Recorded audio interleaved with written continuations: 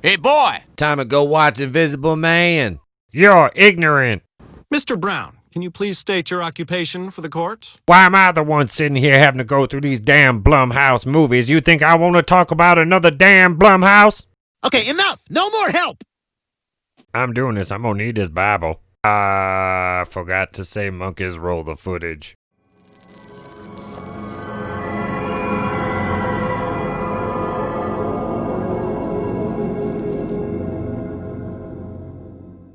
You're telling me I can't get into heaven because I think Elizabeth Moss ugly? Well, that and other things, of course. Man, Invisible Man was a garbage movie. That's your opinion. So first of all, Invisible Man is not to be mistaken for anything to do with the Claude Rains version because they're very different. Very, very different. Elizabeth Moss plays the wife of a rich man named Adrian who's into optics. Yes, you are led to believe that he has some contracts through the government, but he's also a generic version of that fella that all of a sudden every suburban housewife had a fucking safe word in the country. 50 Shades of Grey. You know, the one that made every white lady who was like a housewife want to be tied up until she got tied up and, you know, she was afraid of a finger and a boot. Anyway, I don't even know if Elizabeth Moss ever slept on the set of this movie or during the filming of this movie because she perpetually has black eyes. It's not a good look, honey. You've had them in every movie and show you've been in. Elizabeth Moss has to escape her crazy husband, Adrian. His brother Tom is a skeevy little pervert, too. You can tell he's the kind of guy that probably sat outside his brother's door when they were teenagers, and Adrian was banging hot chicks, and Tom was sitting either in the corner or, you know, outside the door listening so he could go do, you know, that thing with the bars. Anyway, moving right along. So, I believe her name is Cecilia.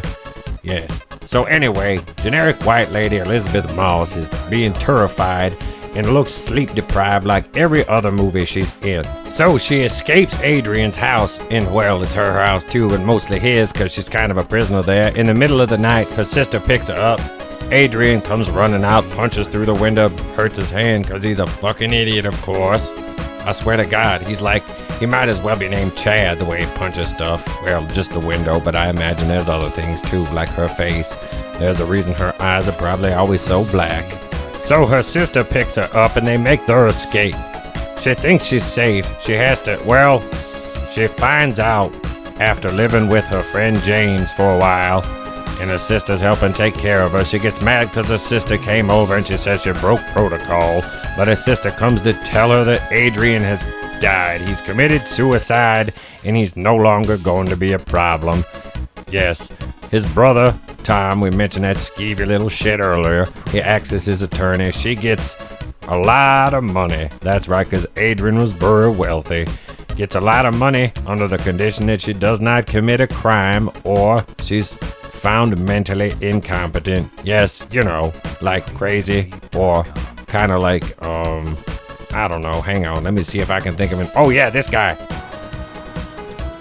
So basically, after Adrian tortures her and gaslights her the whole movie, it's revealed by Tom that Adrian's not dead. Of course, she knew that. She figured it out. She's had some confrontations with the fucking Invisible Man in the house. Everybody thinks she's crazy. She gets locked up for slitting her sister's throat in the middle of a restaurant, which didn't happen because Adrian fucking did it. Or was it Tom? We'll never know, because both of them were wearing the suits because she kills Tom. And I found that to be one of my biggest problems with this movie, was the fact that the trailer damn near gave almost everything that was worth seeing away. And by everything, I do mean everything. That's the stabbing in the hospital when she finally gets her hands on, well, whichever one of them was in the suit. I've tried to block it out. And then the paint reveal on the ladder in the attic. They give that away too, right in the damn trailer. Nothing like ruining a whole movie, is there, Blumhouse? So basically, the culmination of this film is when we find out that it's all been a ruse by Adrian. He's a narcissistic sociopath, possessive, rich, arrogant man who treated his wife like property. He thought he owned her. Well, guess what, buddy? You're about to feel the wrath of a pissed off lady that never sleeps. Just look at the bags under those eyes. Those must be Gucci. I mean, damn, girl, couldn't you even put a little concealer on or something under that shit? I mean, Big Cleve don't want to see that. I'm looking at you. I want to see your fine ass looking good, not looking like, well, like Elizabeth Moss. But anyway, so the end of the movie, the denouement as it were. Adrian has her over to dinner after she agrees to kind of a peace treaty with him. Well, it doesn't work because Elizabeth Moss is now a woman on a mission. She is out to clear her name, which has already basically been done. But you know what? She is not finished yet. Adrian's gonna pay for ever wronging this crazy sleep-deprived lady.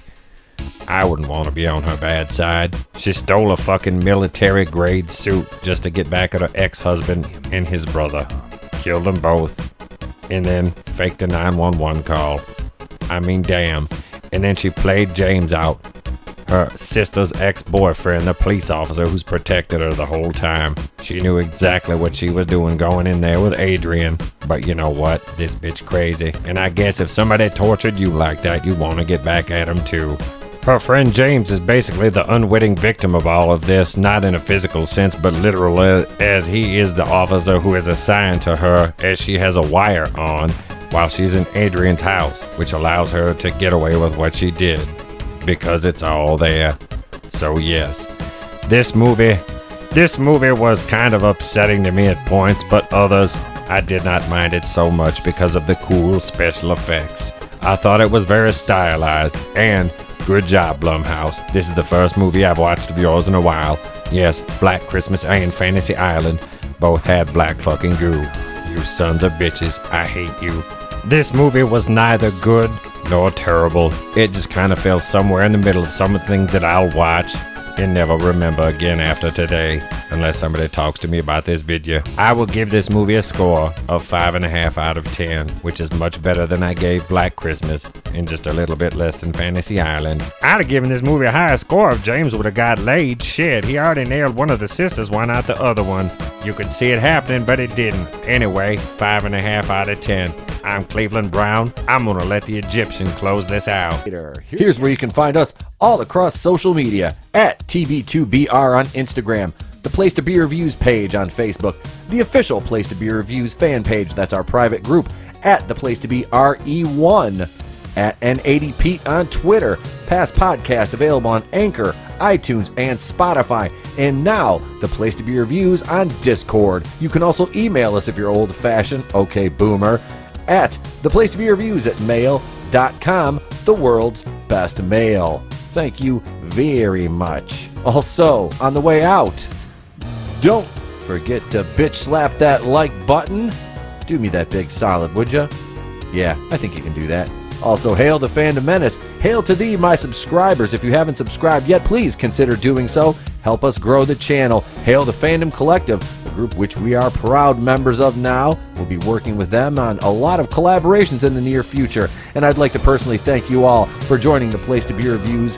That's right, I'm Itepakuian of the Place to Be Reviews right here with all yous. Remember, if I don't see you, have a great day and a pleasant tomorrow.